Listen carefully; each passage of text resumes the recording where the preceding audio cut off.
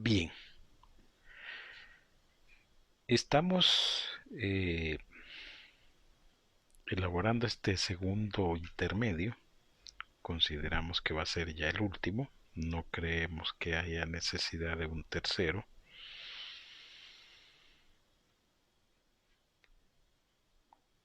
Y esto con el propósito de que dejemos establecido, como siempre nos ha caracterizado, una base que nos permita eh, afianzar lo que hemos estado enseñando o explicando o diciendo en el intermedio primero. Creo yo que es fundamental, que se hace fundamental o que es necesario eh, escudriñar la escritura para encontrar una base sólida donde podamos afianzar los criterios que hemos estado desarrollando, estableciendo, mostrando en el intermedio primero. Um,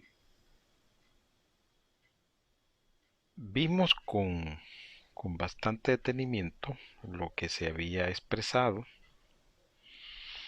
y vimos también o percibimos o advertimos que había una necesidad estructural de fundamentar lo dicho, lo enseñado o lo mostrado en el intermedio uno con la base de las escrituras. Es así como decidimos hacer este segundo intermedio, siempre recordándoles que pueden visitar la página oficial de la iglesia, cuya nomenclatura es laultimaiglesia.com.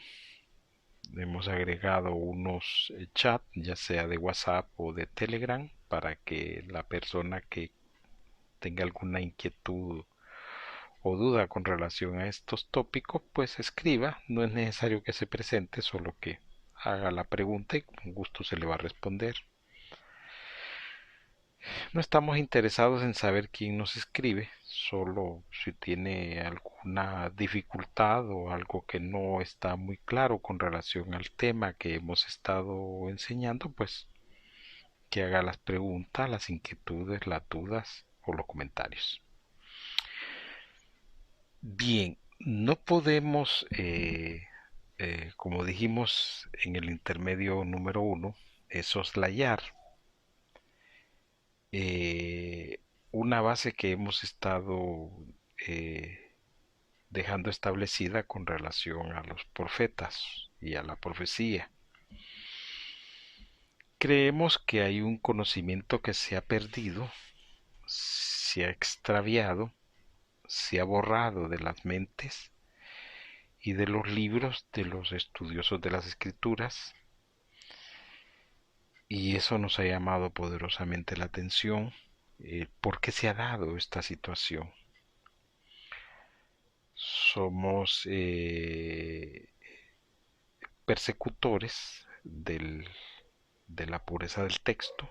Creemos que debemos hacer una investigación profunda de qué es lo que ha estado acaeciendo o aconteciendo con este asunto, y por eso constantemente estamos elaborando ¿cómo se llama? Enseñanzas que nada tienen que ver con los paulinos, con los pedristas, con los juancistas o otras hierbas. Sí nos ha llamado poderosamente la atención que este tema de las escrituras, que tiene que ver con los profetas y con la profecía, es un tema donde hay mucho conocimiento extraviado, perdido, borrado u olvidado. Algo está pasando, alguien está metiendo las manos para que estas cosas ya no tengan ese concepto, esa base, esa teoría esa lógica y la gente hoy en día perciba las cosas de una manera tan light, tan suave, tan diríamos nosotros irresponsable. Bien, como toda enseñanza debe de tener una base y nos caracterizamos por siempre buscar la base para dar la enseñanza. Esa es la lógica que nosotros usamos y hemos querido compartir ustedes la base con la que el intermedio número uno tiene correspondencia, o sea, se relacionan, están intrínsecamente unidos. Vamos al libro de Revelaciones o Apocalipsis, como lo quiera llamar usted, no hay ningún problema. Y vamos a establecer nuestro, diría yo, control, nuestra base, nuestro centro de operaciones en el capítulo 11. Este capítulo 11 del libro de Revelaciones o el libro de Apocalipsis es un capítulo extraordinario. Es un capítulo bien interesante, muy poco comentario prudente he leído yo con relación a este texto. Lamentablemente en escatología, en profecía y en eventos del fin, pues lamentablemente hay mucha gente que se desboca hablando tonteras. Hay muchos predicadores que se llenan la boca diciendo locuras paulinas.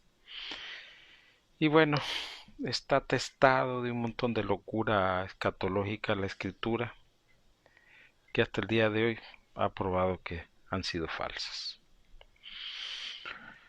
En nuestro caso no vamos a meternos a estudiar, no vamos a hacer el estudio del libro, del capítulo 11 del libro de Revelaciones o de Apocalipsis, porque el intermedio está hecho solo para dejar la base. Nos gustaría hacer una serie de podcasts que nos permitan hablar con relación a este libro de Revelaciones, eh, que llegado el momento oportuno, pues se volverá vigente, ¿verdad? Actualmente hay mucho escatólogo, mucho estudioso de la profecía, de los eventos del fin, que trata de encauzar el texto en cualquier cosa que esté ocurriendo en el mundo.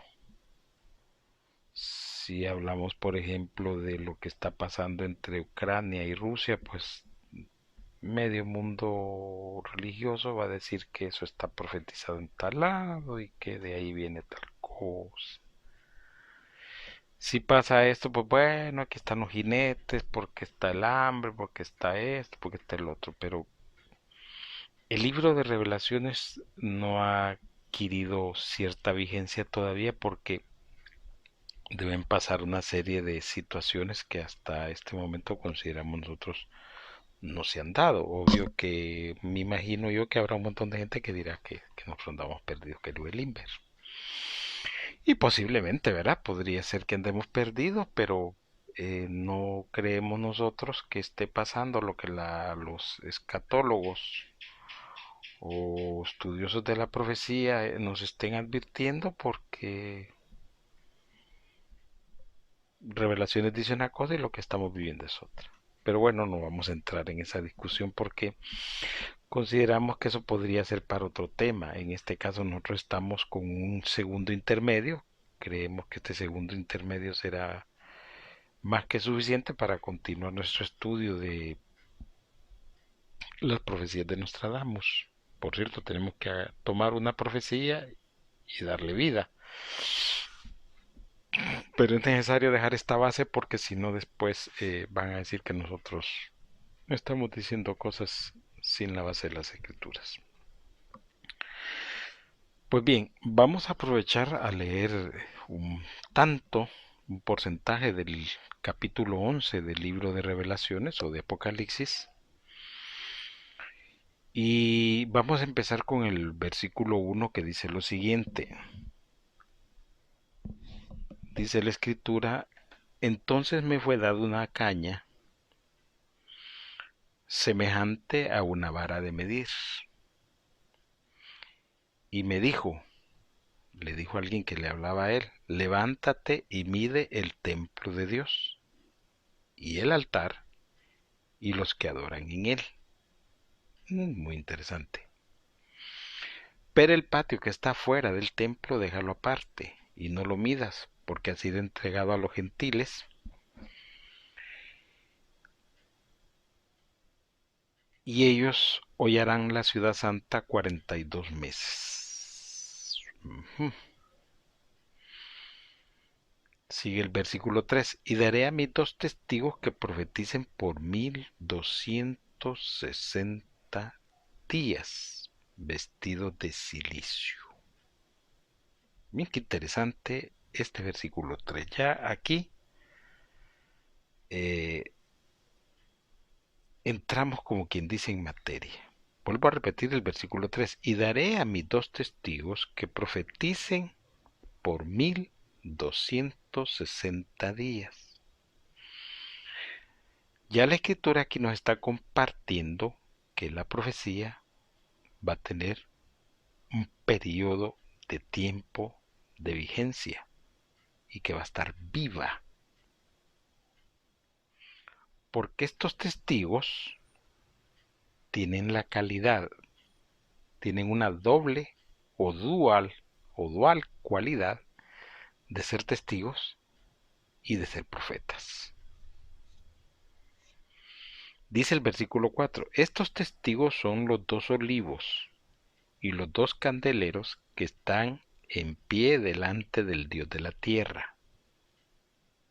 Dice el versículo 5: si alguno quiere dañarlos, sale fuego de la boca de ellos y devora a sus enemigos. La característica de un dragón. Muy interesante. Y si alguno quiere hacerle daño, debe morir él de la misma manera. Versículo 6: y estos tienen poder para cerrar el cielo, a fin de que no llueva en los días de su profecía, y para herir la tierra con toda plaga cuantas veces quieran. Vuelvo a repetir el versículo 6. Y estos tienen poder, se les ha dado poder, esto se conoce como poder delegado. Estos tienen poder para cerrar el cielo, a fin de que no llueva en los días de su profecía, los días de su profecía, y tienen el poder sobre las aguas para convertirlas en sangre, y para herir la tierra con toda plaga cuantas veces quieran. ¿Por qué nosotros decidimos en el intermedio 1 explicar lo que debería de estarse enseñando y de lo que debería de estarse viendo con los profetas? Lo hemos enseñado porque hemos detectado que hay mucho profeta falso, hay mucho profeta de vanagloria que no tiene ni poder ni mucho menos tiene autoridad delegada. Este versículo, este capítulo 11 con los versículos 3 y 6 nos permiten adecentar lo que nosotros hemos estado hablando. Y eso tiene que ver con que el profeta debe tener autoridad y debe tener poder. En otras palabras, de lo que estamos hablando es que el profeta debe modificar el tiempo de su existencia. O sea, en el tiempo de su existencia, él debe incidir en los eventos del porvenir, en el incierto acontecer del futuro. Y esto es lo que la Escritura también sentencia. Debemos de estar claros en esto. La Escritura claramente especifica que el profeta incide en los tiempos. Se le da una autoridad delegada para que ejerza una determinada labor, profetizar. Y profetizar tiene aquí el equivalente a modificar o a intervenir las cosas. Vuelvo a repetir. Versículo 3: y daré a mis 2 testigos que profeticen por 1260 días, vestidos de cilicio. Versículo 6: estos tienen poder para cerrar el cielo. Miren la autoridad que les han dado. Estos tienen poder para cerrar el cielo, a fin de que no llueva en los días de su profecía, o sea, un determinado ciclo, un determinado tiempo. La profecía de ellos tiene un determinado tiempo de inicio y un determinado tiempo de fin. Y tienen poder sobre las aguas para convertirlas en sangre y para herir la tierra con toda plaga cuantas veces quieran. Tienen poder y tienen autoridad delegada. Dice el versículo 7: cuando hayan acabado su testimonio, equivalente a profecía, la bestia que sube del abismo hará guerra contra ellos y los vencerá y los matará.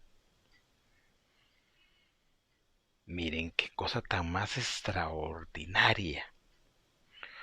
Cuando haya, dice el versículo 7, cuando hayan acabado su testimonio, su profecía, el tiempo de su profecía, la bestia que sube del abismo hará guerra contra ellos y los vencerá y los matará.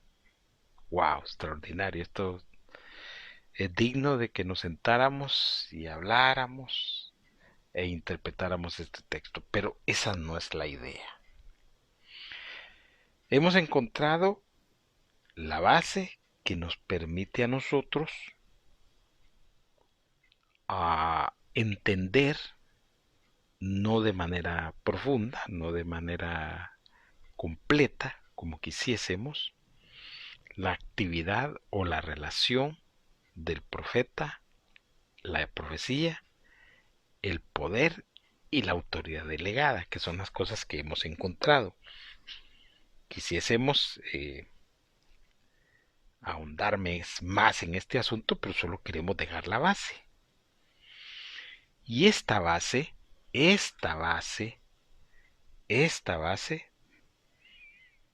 debe de tener,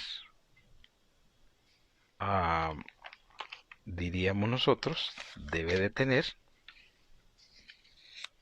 una aplicación.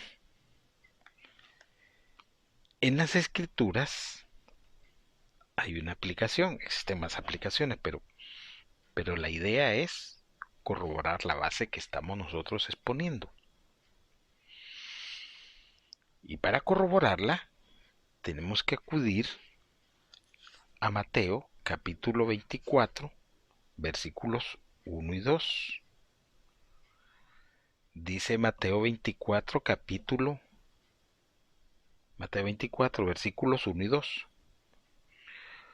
Cuando Jesús salió del templo y se iba, se acercaron sus discípulos para mostrarles los edificios del templo.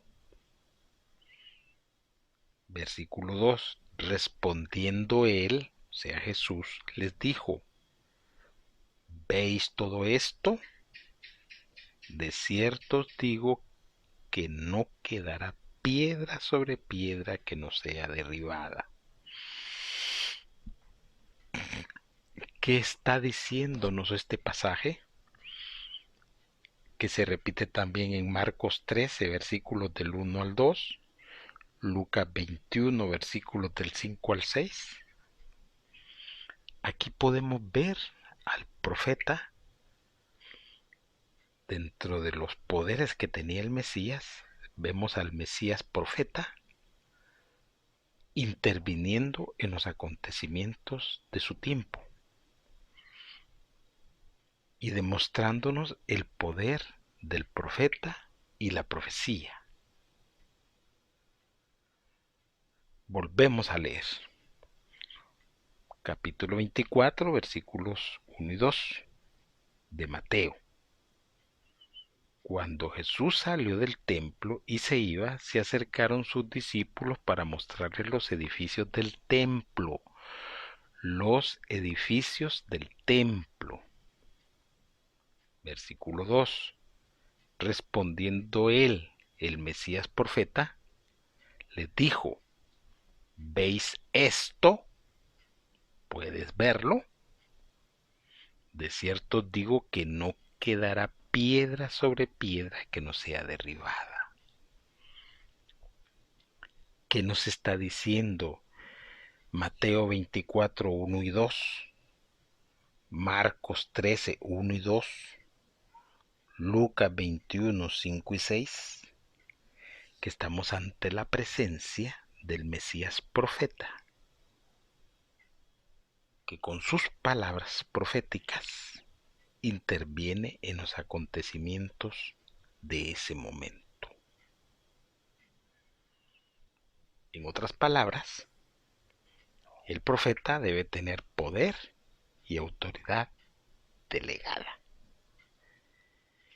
Y ese poder y esa autoridad delegada no debe salir como los falsos profetas hoy en día diciendo: Dios hará, Dios intervendrá, Dios esto, Dios lo otro.